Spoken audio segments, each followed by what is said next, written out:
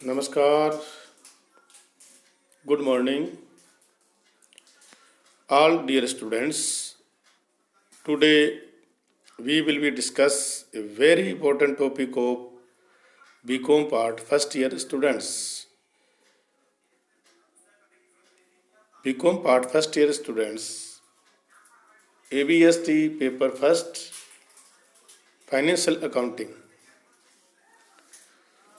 Financial accounting chapter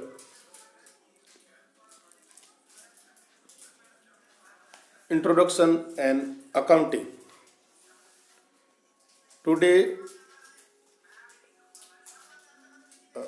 we start a new concept, लेखांकन परंपराएं। आज से हम लेखांकन परंपराओं के बारे में जानकारी प्राप्त करेंगे, जो आपके लिए बहुत ही महत्वपूर्ण है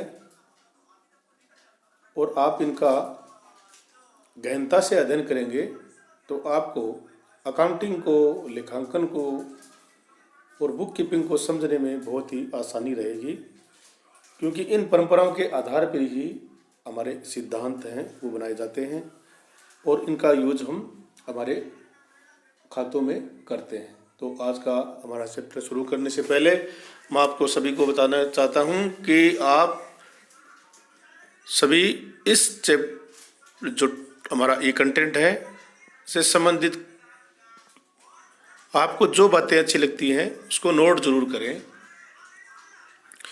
तथा वीडियो को लास्ट तक देखेंगे तो आपको ज़्यादा फायदा होगा। तो शुरू करते हैं। पूर्ण प्रकटीकरण परंपरा। वर्ष भर में किए गए व्यवहारों का सारांश अंतिम खातों के रूप में प्रकट किया जाता है। वर्ष भर में हम क्या करते हैं, हमारा व्यापार करते हैं, प्रोडक्ट का मैन्युफैक्चर करते हैं, फिर उसका सेल करते हैं, फिर हमारे पास वापस अमाउंट आता है और फिर हम सेल करते हैं। तो इस प्रकार हमारा वर्ष भर का जो काम है वो चलता रहता है।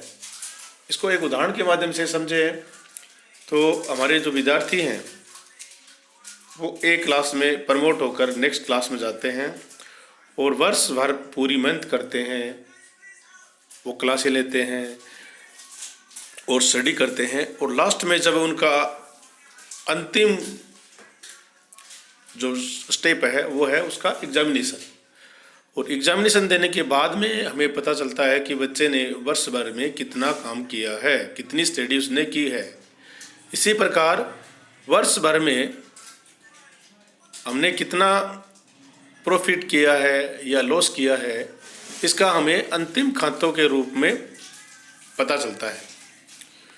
लाभ हानि वर्ष भर की क्रियाओं का प्रतिफल होता है। वर्ष भर जो हमने क्रियाएं की हैं, ट्रांजैक्शन जो किए हैं, उनका प्रतिफल है वो क्या होता है, लाभ हानि। या तो लाभ होगा या हमें हानि होगी। और हमारी जो बैलेंस शीट है जिसको हम चिट्ठा बोलते हैं, वर्ष के अंत में आर्थिक स्थिति को दर्शाता है कि हमारी आज की जो कंडीशन है बिजनेस की वो कितनी है, हमारे पास असेट्स कितनी है और असेट्स के साथ साथ हमारे दायित्व कितने हैं और हमारी शेयर कैपिटल कितनी है। ये हमें पता कैसे चलेगा, बैलेंस शीट से। और बैलेंस शीट को क्या बोलते हैं, चिट्ठा। इन अंतिम विवरणों में जो हम तैयार करते हैं जिसको हम फाइनल अकाउंट्स बोलते हैं, स्वामी, ओनर, ऋणदाताओं जो जिससे हम ऋण लेते हैं, बैंक, कर्मचारियों, सरकार, समाज आदि सभी का हित होता है। इन सब का हित उस बिजनेस पर जुड़ा हुआ होता है क्योंकि सभी का उसमें कंट्रीब्यूशन होता है। ओनर है मालिक का, ऋणदाता है उसने ऋण दिया है तो उसका ओनर जुड़ा हुआ है कि वो कितना वापस ऋण मिलेगा या नहीं मिलेगा। बैंक ने भी हमने लोन लिया है तो बैंक का, कर्मचारियों का जुड़ा हुआ है, सरकार का भी जुड़ा हुआ है क्योंकि सरकार को हम टैक्स चुकाते हैं, और समाज का भी जुड़ा हुआ है। अगर हमारा बिजनेस इन्वायरमेंट है वो बेहतर होगा तो हमें अच्छी वस्तुएं मिलेंगी। अगर बिजनेस इन्वायरमेंट हमारा बेहतर नहीं होगा तो हमें अच्छी वस्तुएं नहीं मिलती। और समाज में जो एक होनी चाहिए, जो हमारा लाइफ स्टाइल जीवन स्तर है वो उससे प्रभावित होता है। क्योंकि अगर अच्छी वस्तुएं मिलेगी तो हम ज़्यादा उसका यूज कर सकते हैं, अगर अच्छी वस्तुएं नहीं मिलेगी तो हम उसका ज़्यादा यूज नहीं कर सकते। इसलिए उनका सबका हित उसमें जुड़ा हुआ है और इन्हीं पर विश्वास करके वो इन प्रदत्त सूचनाओं से प्रभावित होकर सभी पक्षकार अपने अपने निर्णय लेते हैं। सभी पक्षकार जो सूचनाएं हैं उनको देखते हैं और उन्हीं सूचनाओं के आधार पर वो अपना डिसीजन लेते हैं कि हमें इसमें इन्वेस्ट करना चाहिए नहीं करना चाहिए। बैंक भी चेक करता है कि इसकी बैलेंस शीट जो है वो सही है या नहीं है। अगर उसमें बैलेंस शीट जो अपन दिखा रहे हैं उसमें एक एक्यूरेसी रहनी चाहिए, उसमें कोई गलत सूचनाएं नहीं होनी चाहिए। एक भी गलत सूचनाएं आपको बहुत ज़्यादा प्रभावित कर सकती है।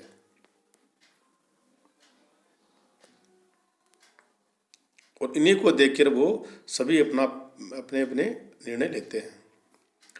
अतः एक जो कुशल जो लेखापाल होता है, अकाउंटेंट होता है, उसको चाहिए कि वो जो सूचनाएं तैयार करता है उसके विवरण पत्र पूर्णतः सत्य हो, उसमें कोई भी कमी नहीं होनी चाहिए, कोई गलती नहीं होनी चाहिए तथा समस्त महत्वपूर्ण सूचनाओं को उसमें दिखाया जाना चाहिए। समस्त जितनी भी सूचनाएं हैं उन सब सूचनाओं को उसको दिखाया जाना चाहिए। अस्पष्टता, संदिग्धता उसमें नहीं होनी चाहिए, कोई भी अस्पष्ट बात उसमें नहीं होनी चाहिए, पूरी क्लियरिटी होनी चाहिए और संदिग्धता नहीं होनी चाहिए, कोई संदेह नहीं होना चाहिए कि उसमें ये कोई भी चीज़ संदेह के घेरे में नहीं आनी चाहिए। इस परंपरा के आधार पर वर्तमान में अधिकांश कंपनियां पिछले वर्षों के तुलनात्मक आंकड़े अनुसूचियों के रूप में विस्तृत सूचनाएं आदि सम्मिलित करती हैं। वो क्या करती हैं, पिछले जो वर्ष के उनके आंकड़े हैं उनको वो अनुसूचियों के रूप में साथ में संलग्न करती है कि पिछला हमारा व्यापार था, बिजनेस था, उसमें इतनी हमारी संपत्तियां थी, इतने हमारे दायित्व थे और इतना हमने प्रॉफिट गेन किया था और इस वर्ष है जो हमारा प्रॉफिट है वो इतना गेन हो गया है। ये सब सूचनाएं उनको सम्मिलित करते हैं।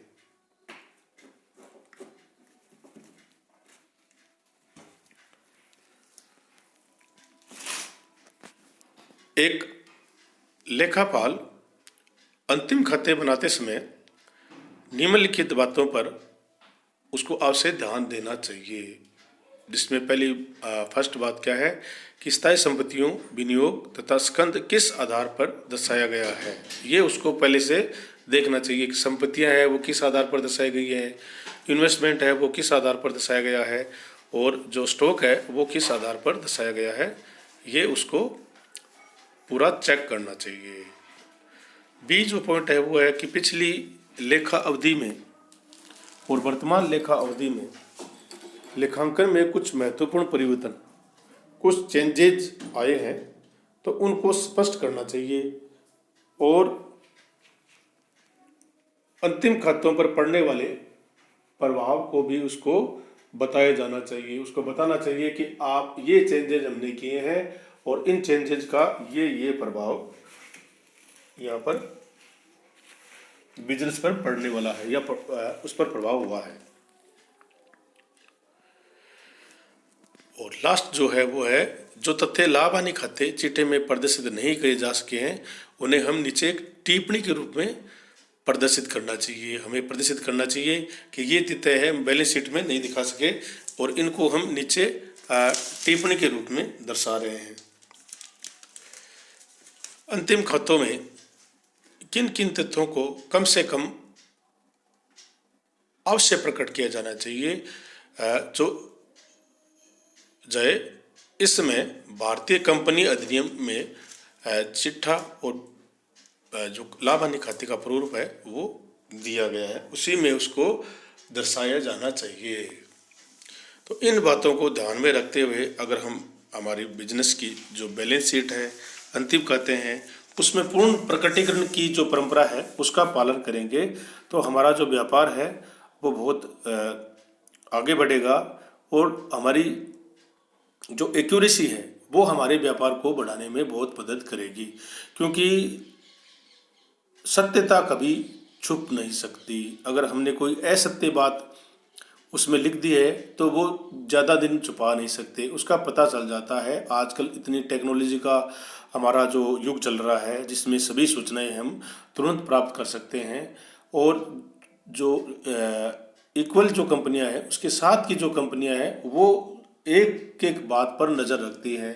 तो हमें ऐसी कोई बात न तो छुपानी चाहिए और न हमें उसमें गलत आंकड़े प्रदर्शित करना चाहिए, क्योंकि हमारा असदारियों का जो है, विनियोगकर्ताओं का है, बैंक का है, समाज का है, सरकार का है और हमारे कर्मचारियों का विश्वास उस पर टिका रहता है, क्योंकि वो सब जो डिसीजन अपने हैं वो उसी को ध्यान में रखते हुए लेते हैं।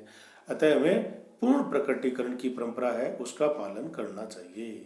तो सभी विद्यार्थियों को बहुत बहुत धन्यवाद कि आपने इस वीडियो को पूरा देखा और इसको शेयर ज़रूर करें और कमेंट बॉक्स में जाकर कमेंट करेंगे तो आपको और अच्छे वीडियो मिलेंगे। थैंक यू, बहुत बहुत धन्यवाद।